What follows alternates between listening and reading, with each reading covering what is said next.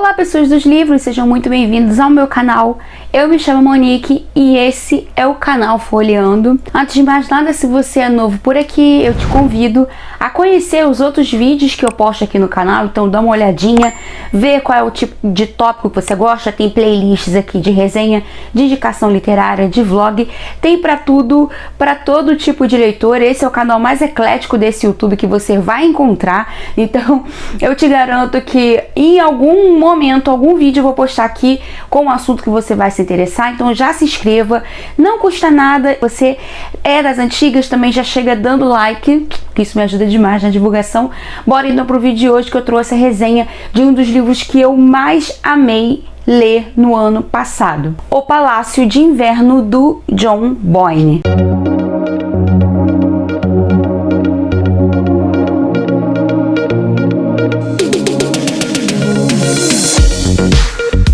Bom, muito se fala sobre O Menino do Pijama Listrado, que é um dos livros mais conhecidos do John Boyne, mas eu confesso que esse daqui foi sempre o que me atiçou mais a curiosidade. Eu sempre tive vontade, muita vontade de ler esse livro. Eu não sei se é por conta da capa, por conta da temática. Eu sempre fiquei curiosa para ler esse livro. Eu já sabia que ele era um pouquinho grossinho, né? Bem mais do que O Menino do Pijama Listrado, mas mesmo assim a minha vontade era de começar a ler as obras do John Boyne por esse livro, e eu não me arrependo em hipótese alguma. O Palácio de Inverno é o terceiro livro do autor John Boyne, publicado aqui no Brasil pela Companhia das Letras, e que conta a vida de George, eu acho que é assim que fala o nome dele, um senhor de 80 anos, e o ponto de vista do seu passado, do que aconteceu com ele quando ele vivia na Rússia. No início do livro, George está vivendo na Inglaterra, ele e a sua esposa Zoya, que se encontra hospitalizada, e a gente já sabe que ela está em estado terminal.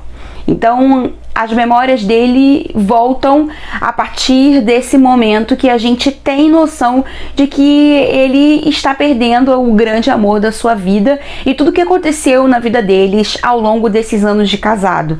Todos os momentos felizes, os momentos difíceis, as perdas, todas as dificuldades, tudo que aconteceu com esse casal que realmente se ama, mas aqui é contado de uma forma muito realista, nada romantizado, mas sim um amor genuíno e verdadeiro que ultrapassou dificuldades demais para se render a pequenas coisas da vida. Só que as memórias do George estão intimamente ligadas a momentos importantes da história do século XX, especialmente ligados à família do último czar russo. George serviu a Nicolau II e a sua família, indo inclusive morar no Palácio de São Petersburgo, que eles chamam de o Palácio de Inverno.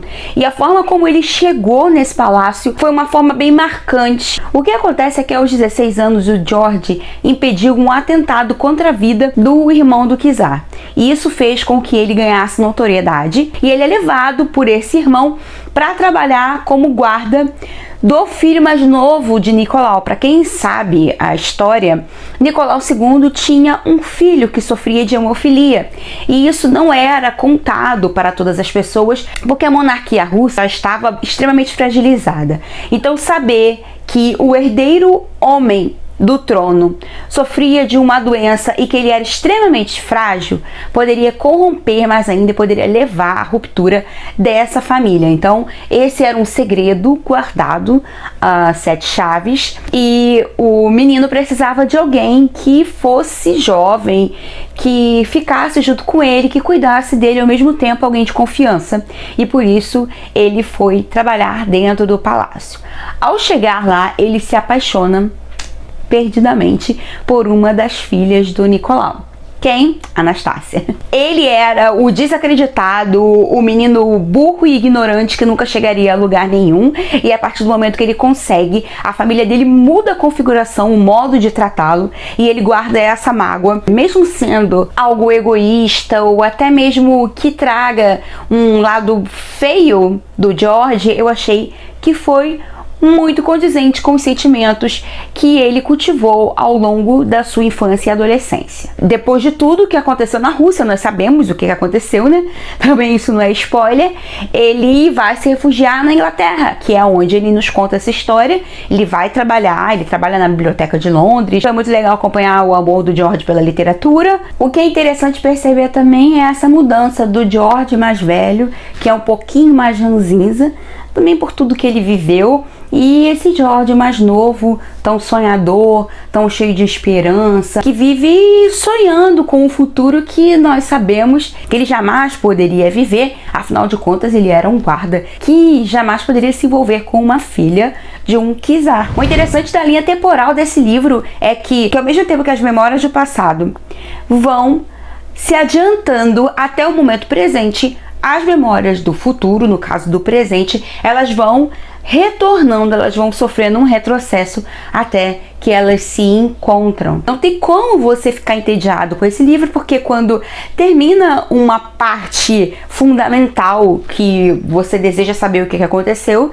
ele volta para o atual momento em que o George está vivendo, o que não é nem um pouco chato ou enfadonho, porque na atualidade também ele está passando por uma situação muito complicada, e isso nos torna mais próximos ao protagonista. Isso faz com que a gente se afeiçoe a ele, com que a gente sinta esses sentimentos dele. Então, quando o leitor está em 1916 e ele espera o desfecho de algum acontecimento, o autor nos joga para 1945, e aí você já fica ali pensando, meu Deus, o que aconteceu ali? E isso vai criando a expectativa, e é dessa forma que o John Boyne cria todo o suspense da trama. Então, como pano de fundo, eu não vou dizer pano de fundo porque são situações realmente que influenciam a vida do personagem. Nós temos o fim da dinastia dos Romanov, e nós temos também a Segunda Guerra. Nós temos um personagem que passou por esses momentos, que teve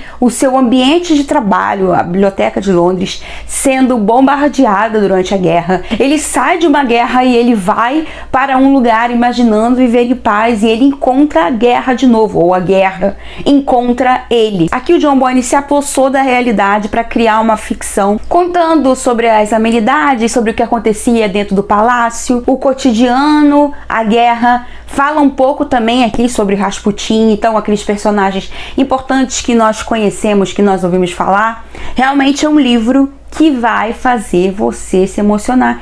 Eu chorei muito com o final desse livro, porque é um livro que fala sobre a vida, né? A vida com seus percalços, pessoas que insistem, que lutam para sobreviver. Sem contar que ele traz aqui um final que eu imagino que muitas pessoas desejariam que tivesse sido a realidade do que aconteceu de fato na história da dinastia dos Romanov. Bom, gente, é isso então. Eu espero que vocês tenham gostado da resenha de hoje.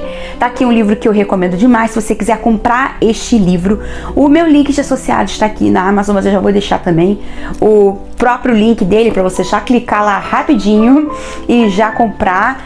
Gente, comprem, leiam esse livro, vocês não vão se arrepender. Está chegando aí outono, inverno, é um clima excelente. Eu pelo menos tenho essas ideias assim de que o clima influencia muito na leitura, então eu acho que é um clima excelente para vocês pegarem esse livro para ler e depois vocês comentem comigo se vocês gostaram ou não. Espero que vocês tenham gostado da resenha de hoje e a gente se vê no próximo vídeo.